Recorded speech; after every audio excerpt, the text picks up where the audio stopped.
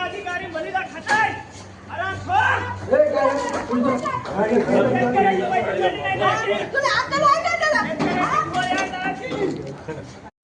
आणि 4000 quintal soybean घेतलं 3.5 न आणि हे सरकार सांगते आम्ही सरकारी काटे लावू।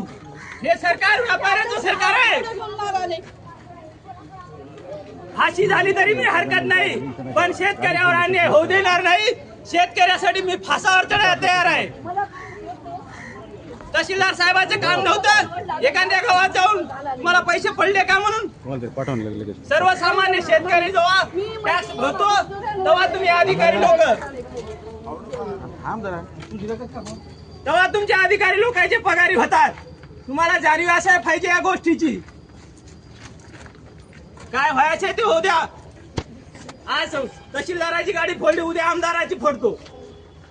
फासावर चढायला तयार आहे शेतकऱ्यासाठी।